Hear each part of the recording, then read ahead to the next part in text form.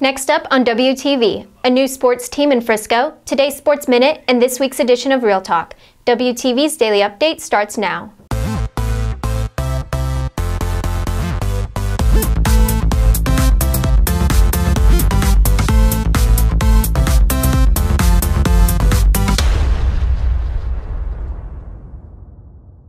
Good morning, Red Hawk Nation. Today is Friday, February 23rd, and I'm Caitlyn Kleibert with another daily update brought to you by Wingspan TV.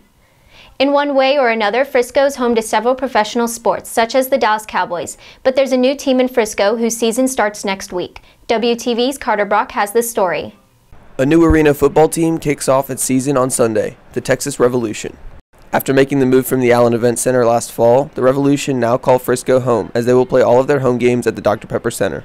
Kind of towards the end of the season, we started just exploring the idea of moving into the Frisco community, which is just growing at such a tremendous rate, and it's so family-oriented and so sports-minded that we made the decision to move to the Dr. Pepper Arena here in Frisco for the next 5 years.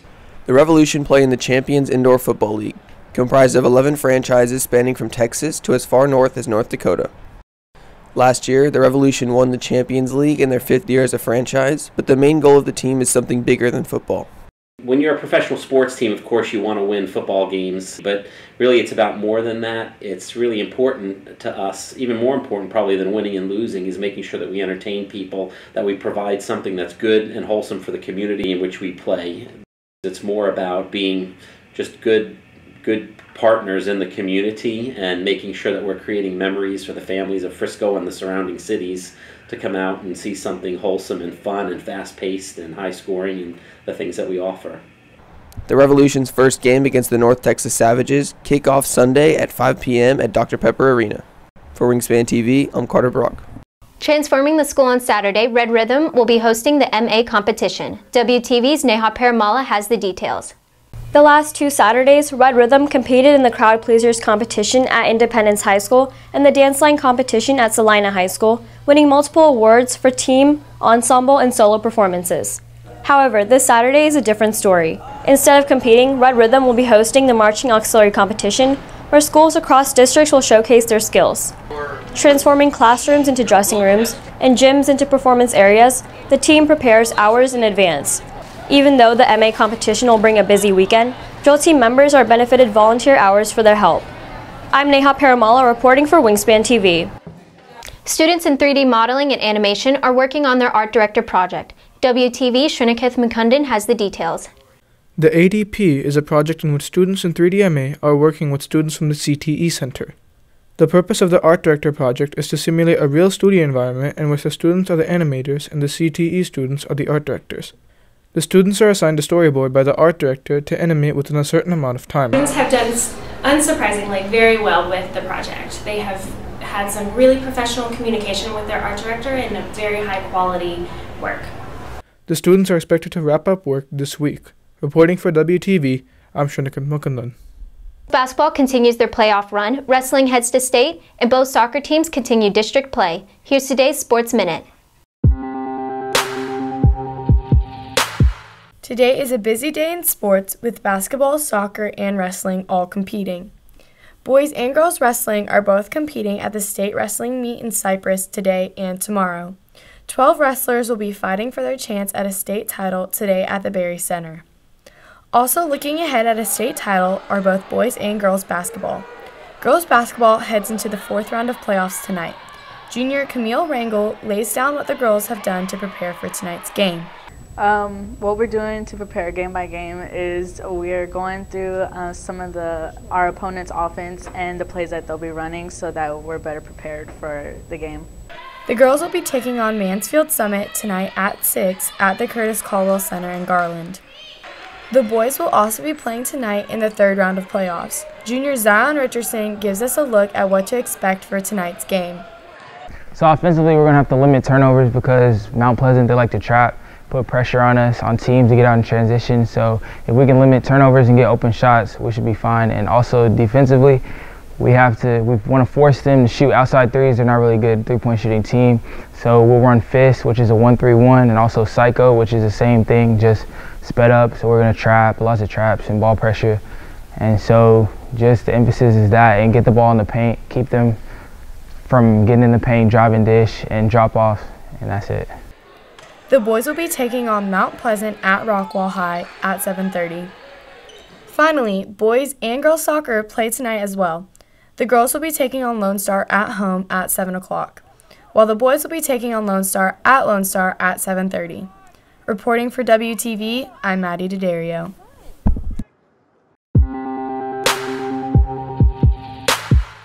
On this week's edition of Real Talk, WTV's Julia Savage hits the halls to ask students about school security. This is WTV's Julia Savage with this week's edition of Real Talk, and today we're going to hit the halls and ask students how they feel about school security. What is your opinion on what's going on with school security? I honestly think that school security is pretty fine right now, but if we're talking in regards to the shooting that happened in Florida, I think the problem really lies in government regulation rather than school. So I think it would be a lot more efficient just to nip it in the bud, kind of, you know. How do you feel about school security? I definitely feel safe around the school, but I think if I saw security more often, I would feel a lot better. But currently, I definitely feel a lot safer than I did before. What do you think about school security and teachers possibly being able to have the right to carry guns in school? I think that teachers carrying guns in school could be just as harmful as kids being allowed to, because some teachers have messed up lives and can't really control their emotions with students all the time. How do you think that students can improve school security? I think maybe not opening the doors for students that are standing outside, maybe telling them to go through the front office would probably be the best way to keep it safe. Do you think that our school could improve its security to be safer? Honestly, I do. I feel like we should have more security guards. We have like 1,000 students, and we only got one SRO. So, what if something happens in this area? It's going to take him a minute before he can get to the other side. This is WTV's Julia Savage.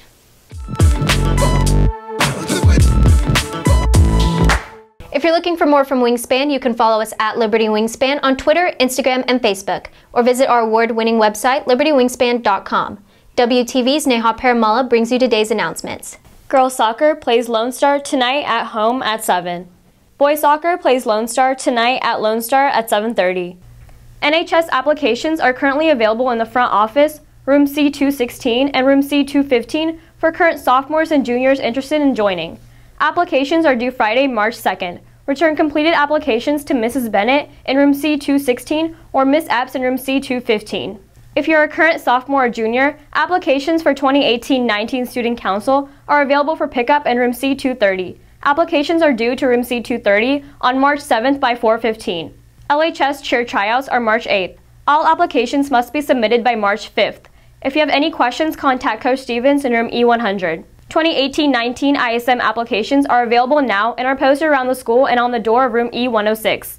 Reminder, students need to park in either the student parking lot or the band parking lot and not in any of the lots north of the school between the main building and the field house and tennis courts. WTV will be hosting a contest for the Red Hawk romance couples. Until Friday, March 9th, the couple who gets the most views on their video will receive at least a $50 gift card, with a second place winner possibly receiving a gift card as well. Today's featured profile on Black History Month is Jan Matzeliger. In 1883, he patented a shoe-lasting machine that increased the availability of shoes and decreased the price of footwear. Showing mechanical aptitude at a young age, Matzeliger began working in machine shops, supervised by his father at the age of 10. That's it for today's Daily Update. This has been Caitlyn Kleibert for Wingspan TV.